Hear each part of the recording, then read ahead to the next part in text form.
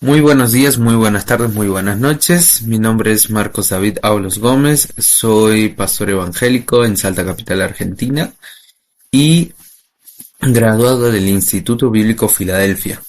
El día de hoy vamos a ver un tema bastante interesante, la cual es la clase 11 del manual de Isaías, pero de forma específica corresponde a Isaías capítulo 52, versículo 13 en adelante y todo el capítulo 53 de Isaías. Vamos a hacer una oración ahora antes de iniciar la clase en sí misma y vamos a comenzar el día de hoy. Respecto de la clase de hoy, lo que te aconsejo primero es que oremos. Haz una oración antes de hacer esta clase, de tomar esta clase. Ten a tu mano la Biblia, un papel y un lápiz donde poder anotar, el manual de Isaías del Instituto Bíblico. Y lo que sí te recomiendo es, posterior a esto, mira el video de Isaías 53 según el judaísmo, hecho por Sonia Waters y David Diamond, que se realizó por medio de una radio en Estados Unidos, Alma Radio, el 7 de diciembre de 2020, y ese como segundo video. Como primer video te aconsejaría ver ¿por qué el judaísmo no cree en Jesús?, hecho por el rabino Baruch Korman, que lo grabó en Israel en diciembre del 2023. Como vamos a hablar hoy respecto de los sufrimientos del siervo de Jehová, como está en el título, posterior a ver todas las partes de esta clase, bueno, te aconsejo ver la película de la Pasión de Cristo dirigida por Mel Gibson, la famosa película universalmente reconocida respecto del sufrimiento de Jesús las últimas 12 horas antes de morir. Esa película es bastante realista con lo que realmente pasó. Vamos a hacer una oración y vamos a comenzar la clase del día de hoy. Bendito Dios y Padre nuestro, gracias te damos, Señor, por tu grande amor, tu misericordia y tu bondad. Señor, tú eres bueno, para siempre es tu amor y tu misericordia. Padre, te pedimos en esta hora que el Espíritu Santo sea enseñándonos, que el Espíritu Santo sea mostrando y enseñando la palabra. Dios mío, sabemos que sin ti no somos nada y nada podemos hacer. Y Dios mío, queremos hoy, a través de esta palabra de Isaías 53, queremos aprender más de ti. Te pedimos tu bendición y tu ayuda en el nombre de Jesús. Amén y amén. Revélate tú a través de tu palabra. Amén. Muy bien, entonces vamos a comenzar el día de hoy. Este libro de Isaías, pero en específico esta parte de Isaías 53, los sufrimientos del siervo de Jehová, es una de las clases más importantes, la cual todo creyente tiene que saber de memoria, y mucho más aquellos que están estudiando para ser siervos de Dios, como ministros, sean pastores, evangelistas.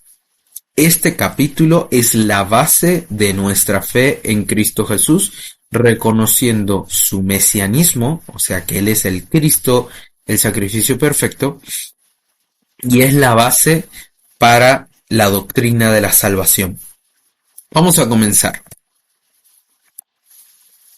El libro de Isaías, de forma específica el capítulo 53, en la Biblia judía, llamada el Tanaj, encontramos que en muchas Biblias fue borrado Isaías 53.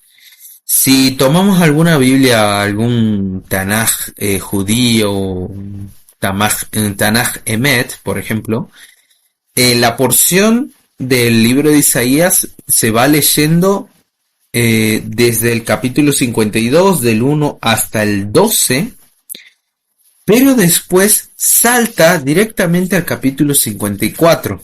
No está el capítulo 52, 13 al 15, y todo el capítulo 53 no aparece. En las Biblias judías fue borrado. Al principio, en la era cristiana, del siglo I al siglo III después de Cristo, sí se leía. Pero después del siglo III fue borrado de las Biblias, de muchas Biblias judías. Hay algunas que sí se las puede llegar a encontrar, que tienen el capítulo 53. Pero ¿cuál es la explicación rabínica de que se quitó Isaías 53? Es de que, obviamente, como el judaísmo no acepta el mesianismo de Jesús, entonces dice, vamos a quitar porque causa mucha controversia, comillas, comillas, comillas, comillas. Y esa controversia es que el texto mismo de Isaías 53 te dice, te habla de que el siervo sufriente se relaciona directamente con Jesucristo. Isaías 53 habla del Mesías sufriente, los sufrimientos del siervo de Jehová, y habla directamente de Jesús en su primera venida. Hemos dicho que en las Biblias judías fue quitado el libro fue quitado el capítulo 53 de Isaías, pero cuando se hicieron las excavaciones en las cuevas del Qumran en Israel en 1948, encontraron muchos rollos que tenían los libros de la Biblia del Antiguo Testamento, y la gente que vivía ahí en esa zona cercana al mar Mediterráneo eran del grupo de los esenios, y ellos se encargaron de transcribir el texto bíblico, y entre esas cosas también estaba Isaías 53. Bien, y vamos a definir de forma específica qué significa o quién es el Mesías. Esta palabra Mesías aparece en el Antiguo Testamento y en el Nuevo Testamento ya no aparece más. Pero, ¿qué significa Mesías? ¿Quién es el Mesías? Mesías es el ungido y enviado por Dios, prometido por las Escrituras y anhelado por el pueblo de Israel. En el Antiguo Testamento fue escrito en hebreo y partes en arameo. En específico, arameo fue escrito el libro de Esther, el libro de Daniel. Pero después todo el resto fue escrito en hebreo a niveles generales. Podrían llegar a haber partes de Isaías, pero a niveles generales no. Sí fue Esther y partes del libro de Daniel. Por eso causa tanto problema para los traductores el libro de Daniel, porque fue escrito en parte en hebreo y en parte en arameo. Cuando se quieren referir a este personaje que es el ungido por Dios, se escribe Mesías. En específico podemos encontrar esta palabra Mesías en el libro de Daniel, que aparece de forma clara en el libro de Daniel capítulo 9. En el Nuevo Testamento no aparece más esta palabra. ¿Por qué? Porque el Nuevo Testamento fue escrito en griego, en sus diversas formas, diversos dialectos, porque teníamos el griego jónico, el griego ptolomaico, el famoso griego que siempre se dice es el diatequé, que es un griego general que manejaba toda la gente. Y eso, al escribir en griego ya no se puede poner la palabra Mesías, pero se suplanta por la palabra Christos, que después, lo tenemos nuestra adaptación Cristo, y de ahí ya queda escrito. Si decimos Mesías o Cristo, nos referimos al mismo término. ¿Quién es el Mesías? El que es ungido y enviado por Dios, prometido por las Escrituras y anhelado por el pueblo de Israel. La Biblia habla de un Mesías que se presenta de dos formas. Un Mesías sufriente y, como segundo, el Mesías rey que gobierna. En el Talmud de Bavli, un Talmud judío, o sea que son las explicaciones de la Torá y todo el texto bíblico del Antiguo Testamento, el Talmud lo que reúne son las explicaciones de diversos textos bíblicos, también de la Gemara, del Midrash y varios otros libros más, y va dando las explicaciones. Sería como una Biblia comentada, más o menos esa sería la idea.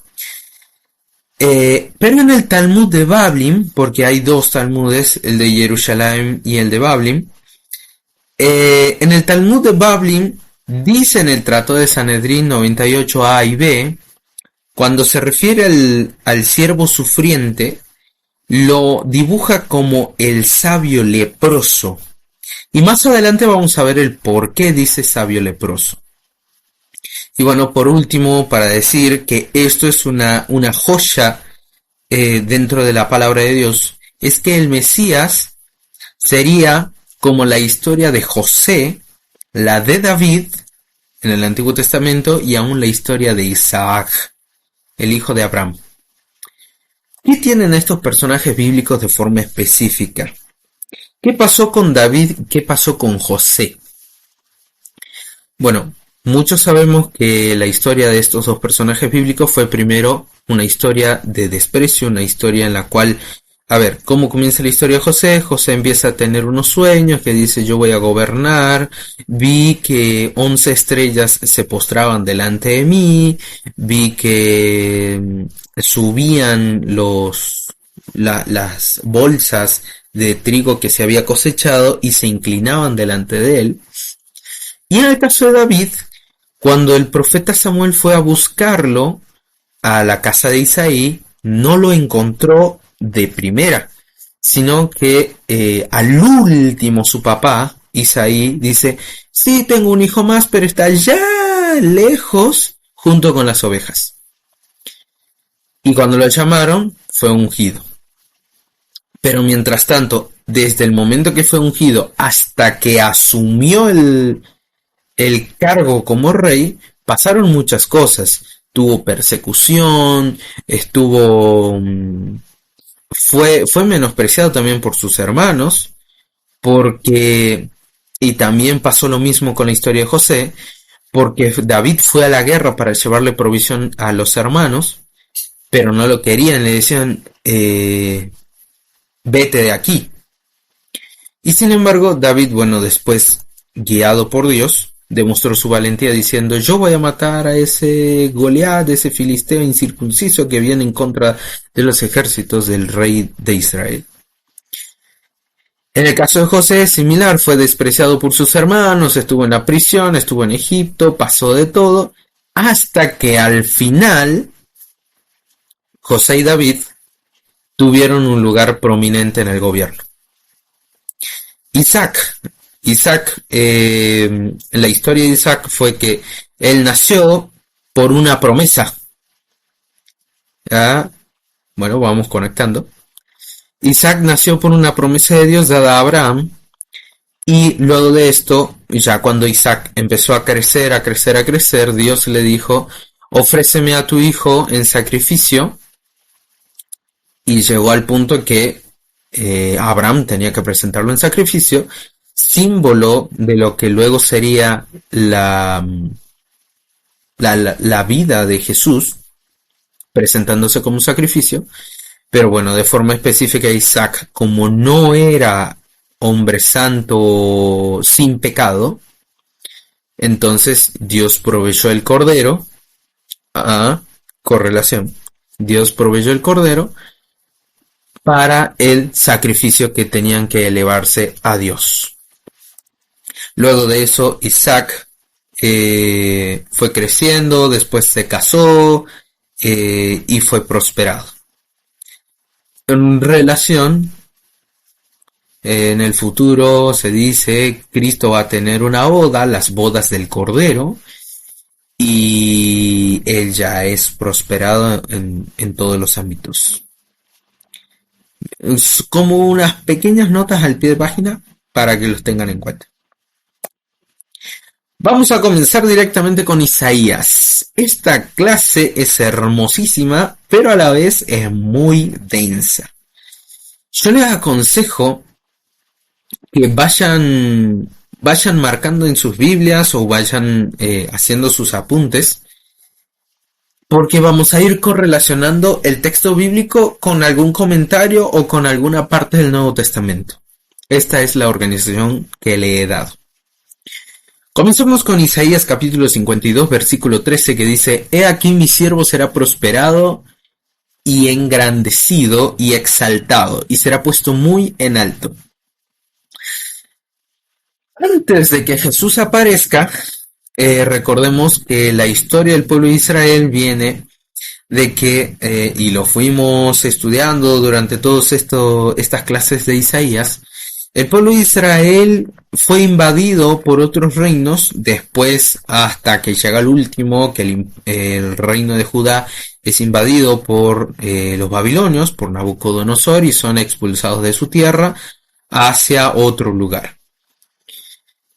Durante ese tiempo se empezó a desarrollar la lengua aramea, y en la lengua aramea es como decir, es una pequeña diferencia como el español que hablamos, el español y el portugués, o el español y el italiano.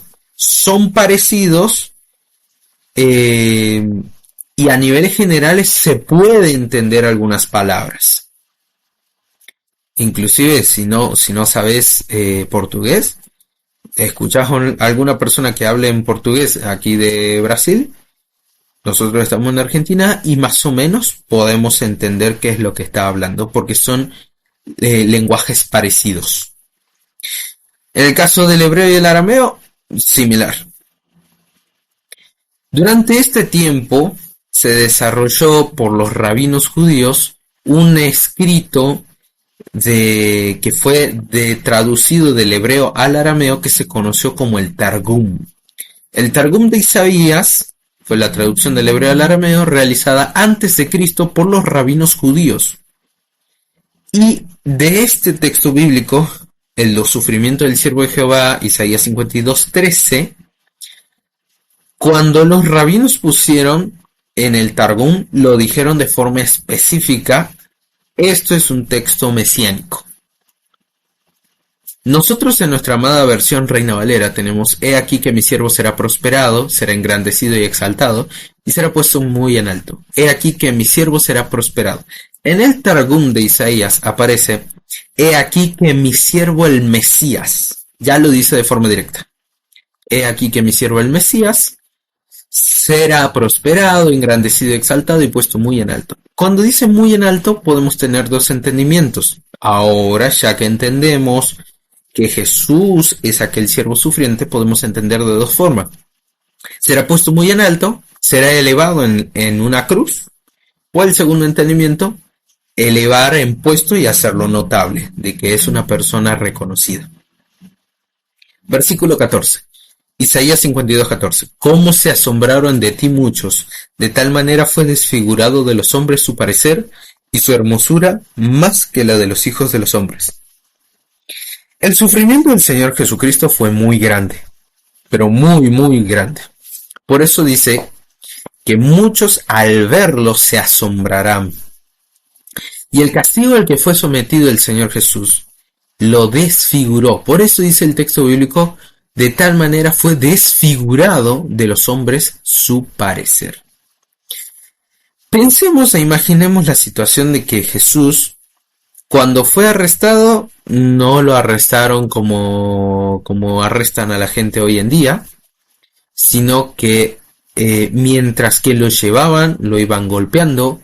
No lo ataron con soguitas, lo ataron con sogas, cadenas, grilletes de todo tipo, lo tenían súper rodeado para que no escape, y mientras tanto lo iban maltratando.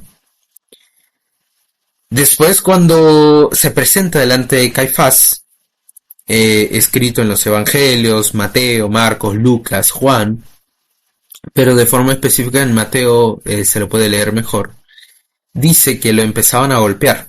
Entonces, pensemos e imaginemos ese momento. Una persona un varón que está con hematomas, inflamación a causa de los golpes que le dieron, también está con epistaxis. Epistaxis es el término para decir tiene una hemorragia nasal. Al darle de puñetazos en la cara, muchas veces producen un sangrado nasal. Y ahora pensemos después del flagelo.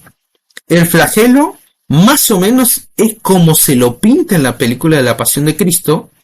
Sí eran esos los instrumentos de flagelo. Uno de ellos era el flagellum, exactamente como señala la palabra. El flagellum consistía en un manguito corto con el cual lo podían agarrar en la mano y que tenía unas unas tiras de cuero, o podía ser con cuerda, la cual cada una de ellas tenía piedras, tenía trozos de hueso. Entonces, al golpear contra la carne, contra el cuerpo de la persona, producía contusiones, golpe, y también producía desgarro de la piel. Por lo tanto, pensemos un hombre lleno de heridas abiertas que constantemente están en contacto con el medio. Jesús no estaba en un ambiente hospitalario, sino que estaba en medio del campo, pensando también de que le ponían y le sacaban las ropas. Entonces, si la ropa tal vez se le empezaba a pegar por la sangre y porque se estaban empezando a generar un poco las costras, cuando se las sacaban de nuevo volvían a abrir las heridas, volvía a salir sangre. Entonces, y después ya cuando Jesús fue crucificado, pensemos toda su espalda herida, con heridas abiertas, la fricción del cuerpo herido contra la cruz. Además que fue clavado en una cruz. Imagínense, nosotros al lastimarnos una parte de la mano, ya hacemos grandes escándalos.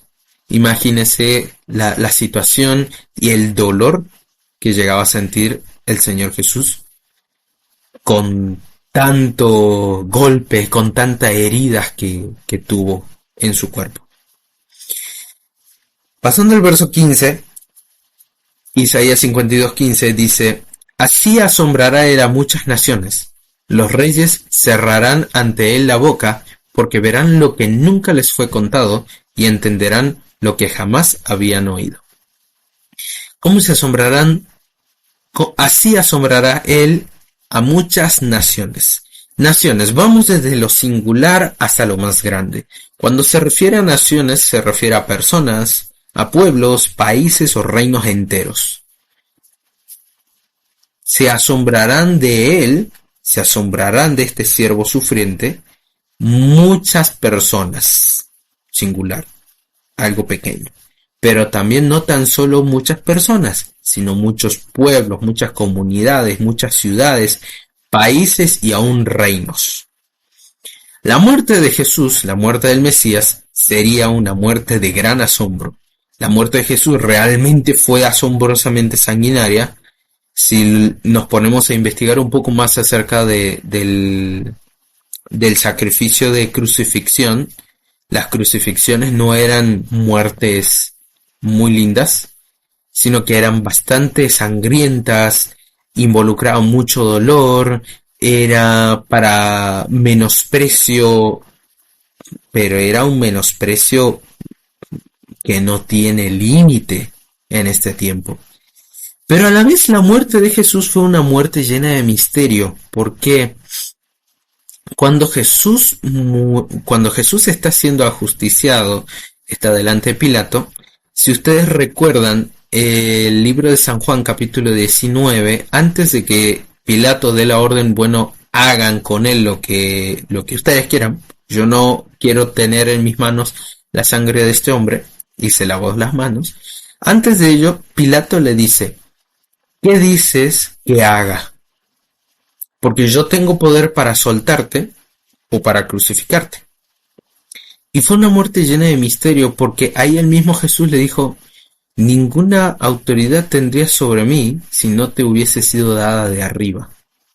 Cuando Pilato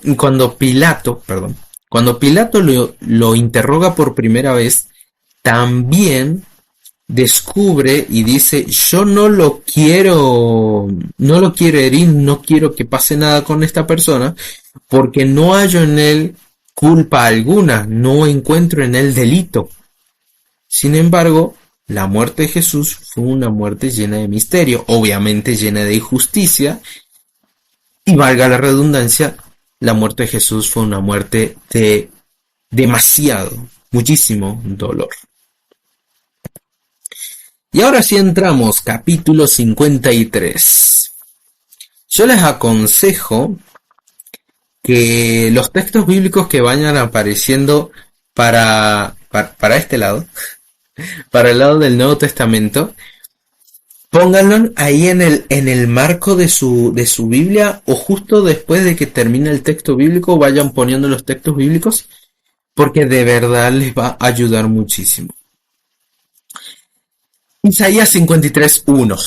Esta parte hay que ir leyendo y hay que ir viendo la correlación con el Nuevo Testamento, porque hay algunos textos bíblicos que se cumplen tal cual y hay otros que son citas.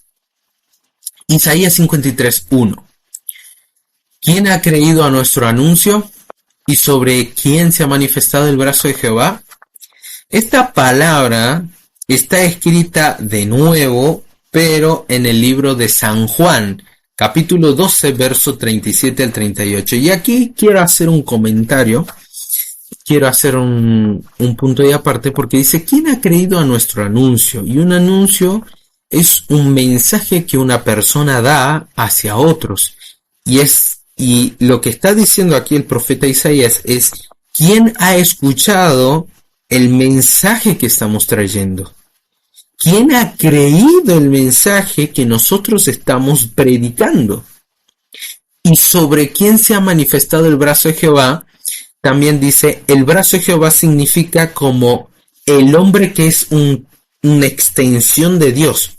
Qué curioso, más que decir que raro, qué curioso que diga sobre quién se ha manifestado el brazo, aquella persona que es la extensión de Dios, aquel que es la descendencia de Dios. ¿A quién se ha mostrado el que es la descendencia de Dios?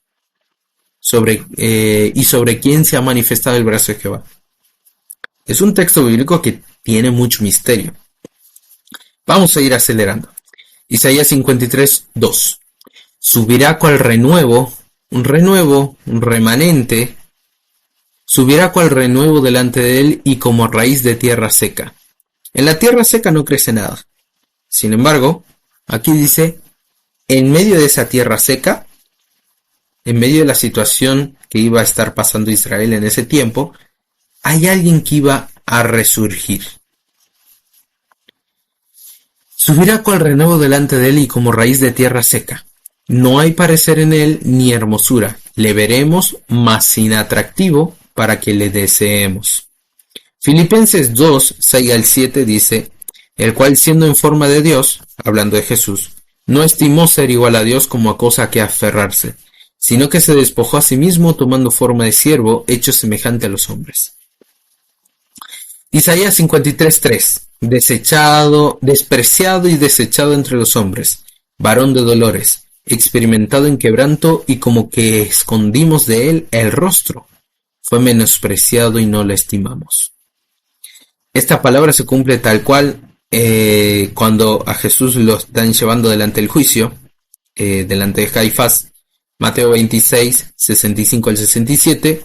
Bueno, entonces el sumo sacerdote rasgó sus vestiduras y dijo que Jesús había blasfemado, y dijeron, ¿qué les parece? Él es reo de muerte, dijeron todo el resto. Entonces, ¿qué dice el verso 67? Entonces le escupieron en el rostro y le dieron de puñetazos, y otros le abofeteaban. A esto hay que sumarle menosprecio que también lo iban haciendo a Jesús. 53:4. Isaías. Ciertamente él llevó nuestras enfermedades y sufrió nuestros dolores, y nosotros le tuvimos por azotado, por herido de Dios y abatido. Y a partir de acá Voy a tratar de contener las lágrimas porque siempre cada vez que leo Isaías 53 me quebranto. Mateo 8, 14 al 17, cuando Jesús sana a la suegra de Pedro, después cita el texto bíblico en el verso 17 diciendo, para que se cumpliese lo dicho por el profeta Isaías cuando dijo, Él mismo tomó nuestras enfermedades y llevó nuestros dolores. En el libro de Isaías 53:5 dice, mas Él herido fue por nuestras rebeliones y molido por nuestros pecados. El castigo de nuestra paz fue sobre Él y por su llaga fuimos nosotros curados. Y la correlación que tiene este texto bíblico está en el Nuevo Testamento en 2 de Corintios capítulo 5 verso 21, que está escrito, si lo leo rápido, 2 de Corintios capítulo 5 21 dice, al que no conoció pecado, por nosotros se hizo pecado, para que nosotros fuésemos hechos justicia de Dios delante de Él. Molido por nuestros pecados. En el libro de Primera de Pedro 2:24 dice, quien llevó él mismo nuestros pecados en su cuerpo sobre el madero, para que nosotros, estando muertos en los pecados, vivamos a la justicia, y por cuya herida fuisteis sanados. Y Primera de Juan 2:2 dice, y Él es la propiciación por nuestros pecados, y no solamente por los nuestros, sino también por los de todo el mundo. Jesús fue herido por nuestras rebeliones. Que yo me pongo rebelde, no quiero hacer lo que Dios me manda. Jesús fue herido por nuestras rebeliones. Y el castigo lo cargó sobre sí y fue molido por nuestros pecados. Nosotros tendríamos que haber muerto en aquella cruz, pero Jesús pagó por nosotros. Jesús pagó en nuestro lugar. El castigo de nuestra paz fue sobre Él y por su llaga fuimos nosotros curados. Isaías 53:6. Todos nosotros nos descarriamos como ovejas, cada cual se apartó por su camino, mas Jehová cargó en él el pecado de todos nosotros. Y aquí voy a hacer una pausa porque esta parte se empieza a poner interesante. Primera de Pedro 2:25 dice, porque vosotros erais como ovejas descarriadas, pero ahora habéis vuelto al pastor y obispo de vuestras almas. Aquí hay algo especial. Bueno, hablando, Jesús es el pastor y obispo de nuestras almas. Nosotros éramos como ovejas descarriadas. Todos nosotros nos descarriamos como ovejas. Y Él era el pastor. Pero aquí quiero hacer una pausa. ¿Por qué? Fíjese lo que está escrito en el verso 5. Mas el herido fue Él. Nunca podemos decir que se refiere al pueblo de Israel, porque dentro del judaísmo interpretan que Isaías 53 se refiere al pueblo de Israel, pero en ningún momento habla en plural, siempre habla en singular. Mas el herido fue por nuestras rebeliones, molido por nuestros pecados. El castigo de nuestra paz fue sobre Él, singular, y por su llaga fuimos nosotros curados. Verso 4. Ciertamente Él, una sola persona, llevó nuestras enfermedades, sufrió nuestros dolores, nosotros le tuvimos por azotado, por herido y abatido. Verso 3. Despreciado y desechado entre los hombres, un varón de dolores, experimentado en quebranto y como que escondimos de Él, singular, el rostro. Volvamos al verso 6. Está hablando de una persona, un hombre. Pero aquí dice, todos nosotros nos descarriamos como ovejas, cada cual se apartó por su camino, mas Jehová. ¿Quién es Jehová? Es Dios. Dios cargó en él, en ese hombre, o Dios cargó sobre sí mismo el pecado de todos nosotros. Entonces, Jehová cargó el pecado, Dios cargó sobre sí mismo el pecado, pero si Dios es santo, no puede cargar el pecado. O podemos entender como Dios cargó sobre esa persona el pecado de todos, pero todo hombre es pecador, todo hombre mortal es pecador, tiene que pagar por sus pecados y recién puede pagar por los del resto. Aquí señala algo especial del Mesías, que no iba a ser hombre pecador, sino que iba a ser un hombre santo. Y no tan solo hombre santo, sino que iba a ser Dios mismo. Por eso decimos, Jesús, hijo de Dios, hijo del hombre, 100% hombre, pero a la vez 100% Dios. Jesús era hijo de Dios y era Dios mismo. Isaías 53:7. Angustiado él, fíjese que siempre está en singular. Angustiado él y afligido, no abrió su boca. Como cordero fue llevado al matadero, y como oveja delante de sus trasquiladores, enmudeció y no abrió su boca. Y en el Evangelio de Mateo, capítulo 26, versos 62 al 64, cuando el sumo sacerdote lo está interrogando, le dice, ¿acaso no dices nada? Y Jesús estaba enmudecido, estaba callado, no decía nada.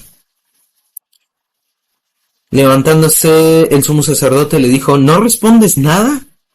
¿Qué testifican estos contra ti? Mas Jesús callaba. Entonces el sumo sacerdote le dijo, te conjuro por el Dios viviente que nos digas si tú eres el Cristo, el Hijo de Dios. Bueno, y el 64, Jesús ahí habló, tú lo has dicho, y además os digo que desde ahora veréis al Hijo del Hombre sentado a la diestra del poder de Dios y viniendo en las nubes del cielo. Y en el capítulo 27, verso 11 al 14, los que le habías comentado, cuando Pilato interroga a Jesús, le empieza a preguntar y le dice, ¿eres tú el rey de los judíos? ¿No oyes todo lo que están hablando contra ti? Pero Jesús estaba callado. Isaías 53:8. Por cárcel y por juicio fue quitado, y su generación, ¿quién la contará? Porque fue cortado de la tierra de los vivientes, y por la rebelión de mi pueblo fue herido. Esta palabra se cumple en el libro de Hechos, la cita el apóstol cuando está predicando. Hechos 8, 30 al 35. El evangelista Felipe habla con el etíope y justo estaba leyendo este texto bíblico, este pasaje. Y el etíope no sabía si hablaba del profeta o si hablaba de alguien más. Entonces Felipe, que era uno de los apóstoles, empezó a presentarle el mensaje de Cristo a partir de esa escritura. Pero aquí también quiero hacer otra pausa y otra observación, porque dice, por cárcel y por juicio fue quitado. Por cárcel, a Jesús lo detuvieron, y lo llevaron, y lo tuvieron de aquí para allá, y lo interrogaba uno y el otro, y por juicio fue quitado, hasta que al final se dio su sentencia y dijeron crucifixión. Pero aquí hay algo especial, porque dice, ¿y su generación quién la contará? Porque fue cortado, o sea, fue eliminado de la tierra, lo mataron, por la rebelión de mi pueblo fue herido. Pero aquí dice, su generación quién la contará. Este texto bíblico, esta parte, significa que Jesús no iba a tener descendencia física. Porque dice, su generación, ¿quién la contará? Si no deja hijos, quienes pueda decir qué es lo que pasó con su padre para pedir justicia, porque Jesús fue asesinado en un contexto de gran injusticia, porque lo mataron no por un hecho. A Jesús lo asesinaron por sus dichos. Se dice que es el Hijo de Dios. Se dice que hace esto, se dice que hace aquello. Y no presentaron pruebas fehacientes de qué es lo que había hecho Jesús. Y este texto bíblico en el verso 8 dice que Jesús no tendría hijos. O sea, el siervo de Jehová, el siervo sufriente, no tendría descendencia. Vamos a seguir viendo. Verso 9. Y se dispuso con los impíos su sepultura, mas con los ricos fue en su muerte, aunque nunca hizo maldad ni hubo engaño en su boca. Bueno, la correlación está en el Nuevo Testamento. Jesús fue crucificado entre dos delincuentes, entre dos ladrones. Dice, se dispuso con los impíos su sepultura, mas con los ricos fue en su muerte. La crucifixión de Jesús, la crucifixión en sí misma era la pena de muerte más humillante. Los reos no tenían derecho a ser sepultados. Y escuche bien, los reos de crucifixión no tenían derecho a ser sepultados. Entonces, ¿qué implica esto? Que los que habían sido crucificados tenían que permanecer en el madero hasta que murieran, y posterior a eso los dejaban directamente ahí colgados para que vengan los animales del campo y los devoren post-mortem. Pero aquí hay algo especial, porque Jesús, aún al haber muerto por crucifixión, dice, se dispuso con los impíos su sepultura, con los impíos, porque Jesús fue crucificado entre dos ladrones. Pero dice, mas con los ricos fue en su muerte. ¿Qué significa esto? ¿Qué es lo que pasó con Jesús?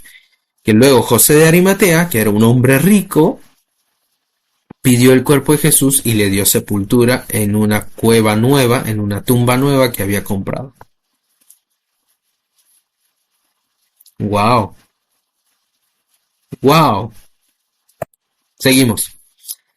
Isaías 53:10 y ya vamos encaminando hacia el final. Con todo eso, Jehová quiso quebrantarlo, sujetándole a padecimiento.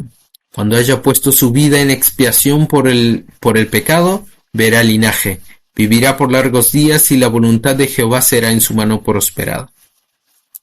La correlación que tiene esto está en Lucas 22:44. Era necesario que se cumpla todo esto acerca de mí, como está escrito en la ley, en los profetas y en los salmos. Juan 1:29 dice, Juan el Bautista hablando respecto de Jesús dice, he aquí el Cordero de Dios que quita el pecado del mundo. Y en Juan 1:12-13 dice, mas a todos los que le recibieron, a los que creen en su nombre, les dio potestad de ser hechos hijos de Dios, los cuales no son engendrados de sangre, ni de voluntad de carne, ni de voluntad de varón, sino de Dios. Esta parte es de mucha importancia. Habíamos dicho, un hombre, un ser humano, en expiación por el pecado, suena raro, porque solamente en la ley del Antiguo Testamento solo se podía ofrecer un sacrificio de animales. Pero aquí la palabra dice, cuando ese siervo sufriente haya puesto su vida en expiación por el pecado. Jesús fue el sacrificio perfecto, sin pecado, donde todo el pecado que estaba sobre nosotros cayó sobre él. ¿Qué eran lo que hacían en la antigüedad cuando ofrecían un sacrificio? Ponían sus manos sobre el animalito y es como que le transferían su pecado al animalito y el animalito moría. En este caso, el pecado de todo el mundo cayó sobre Jesús. Y Jesús fue el sacrificio de expiación por nuestro pecado. Por eso dice Juan 1:29, así como en el Antiguo Testamento se ofrecía un corderito por expiación por el pecado, Juan el Bautista dice, he aquí, él es el Cordero de Dios. Wow. Dios se proveerá de cordero Papá, ¿dónde está el sacrificio? Dios proveerá. Dios mismo se proveyó el cordero para el sacrificio. Pero además otra cosa, dice, cuando haya puesto su vida en expiación por el pecado, poner la vida, lo van a matar, pero dice, después de eso verá linaje. Pero habíamos dicho en el verso 8, su generación, ¿quién la contará? Habíamos dicho que no tendría hijos. Y en el verso 10 dice, después que haya muerto, después que haya puesto su vida en expiación, verá linaje, tendrá hijos. Pero qué curioso. Y esto se refiere a que tendría hijos espirituales post sacrificio. ¿Quiénes son? Somos nosotros, aquellos que creemos en el Señor. Post sacrificio tendría hijos espirituales que contarían lo que vieron.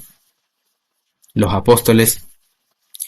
Pero los apóstoles ya no están. Hoy estamos nosotros, que hablamos sobre el gran sacrificio que hizo Jesús en la cruz. Pero además añade algo más. Dice, después que haya muerto, dando su vida en expiación por el pecado, después de eso tendrá hijos. ¿Ah? Y después dice, y vivirá por largos días. Pero si había muerto, ¿cómo vivirá? Eso indica la resurrección. ¡Wow! Isaías 53:10 es una locura. ¡Wow! Isaías 53:11. Verá el fruto de la aflicción de su alma y quedará satisfecho. Por su conocimiento justificará mi siervo justo a muchos y llevará las iniquidades de ellos. En el libro de 1 Corintios 6:11 dice, y estos erais algunos, todos pecadores. Para encerrar qué es lo que dice anteriormente. Mas ya habéis sido lavados, ya habéis sido santificados, ya habéis sido justificados en el nombre del Señor Jesús y por el Espíritu de nuestro Dios. Qué hermosa palabra. Segunda de Corintios 5:20 al 21, lo habíamos leído, dice, así que somos embajadores en nombre de Cristo. Como si Dios rogase por medio de nosotros, os rogamos en nombre de Cristo, reconciliaos con Dios. Al que no conoció pecado, por nosotros lo hizo pecado, para que nosotros fuésemos hecho justicia de Dios en él. Verá el fruto de la aflicción de su alma y quedará satisfecho. Después de tan grande sacrificio, verá el fruto de la aflicción de su alma. Y por su conocimiento, por haber llegado a conocerlo a aquel que murió, justificará a muchos. ¿No le suena a algo que hacemos en el cristianismo? Reconozco que Jesús murió en mi lugar y hoy le declaro como mi Señor y mi Salvador. Y aquel que murió, dice, y llevará las iniquidades, todos los pecados de ellos. Isaías 53:12 dice, por tanto yo le daré parte con los grandes, y con los fuertes repartirá despojos, por cuanto derramó su vida hasta la muerte, y fue contado con los pecadores, habiendo él llevado el pecado de muchos y orado por los transgresores. ¿Qué dice Dios respecto a este siervo sufriente que iba a morir? Por tanto, yo mismo, dijo Dios, le daré parte con los grandes. ¿Eres tú el Hijo de Dios? Tú lo has dicho. Y ahora me van a ver sentado a la diestra del Padre y luego viniendo en las nubes del cielo. Santo. y con los fuertes repartirá despojos. Cuando vengan las nubes del cielo matará al anticristo y al falso profeta, y todo el ejército que haya salido a guerrear contra él y contra su ejército. Y dice que un ángel llamará a las aves del cielo y a las bestias de la tierra, reunidos para el banquete que Dios ha preparado. Carne de fuertes, servida para los animales. Santo, Dios mío. Por cuanto derramó su vida hasta la muerte. Y aquí hay algo muy particular, porque en Levítico 17:11 dice, la vida de la carne está en su sangre. Yo estoy en Facultad de Ciencias de la Salud, estoy estudiando enfermería, pero todos sabemos que si una persona llega a perder mucha sangre, se muere. Y acá fíjese que lo que Dios había dicho a través del profeta, por cuanto derramó su vida, por cuanto derramó su sangre hasta la muerte. ¡Wow! Santo Dios, por cuanto derramó su sangre hasta la muerte, y fue contado con los pecadores, porque fue crucificado entre dos ladrones. Pero dice, habiendo él llevado el pecado. Y aún termina diciendo, y orado por los transgresores. Lucas 23:34, Marcos 15:28, ¿qué dijo Jesús? Padre, perdónalos, porque no saben lo que hacen.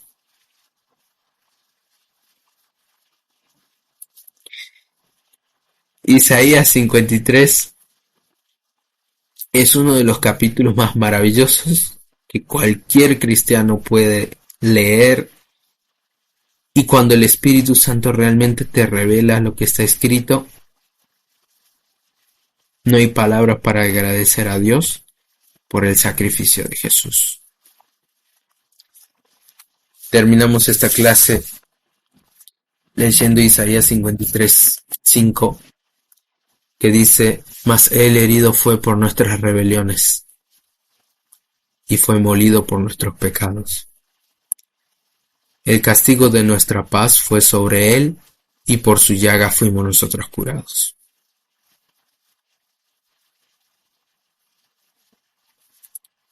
¿Cuánto amor tuvo Dios para con nosotros? En que siendo aún pecadores, Cristo murió por nosotros. Porque de tal manera amó Dios al mundo, que ha dado a su Hijo unigénito, para que todo aquel que en él cree no se pierda, mas tenga vida eterna. Porque no envió Dios al mundo a su Hijo para condenar al mundo, sino para que el mundo sea salvo por él.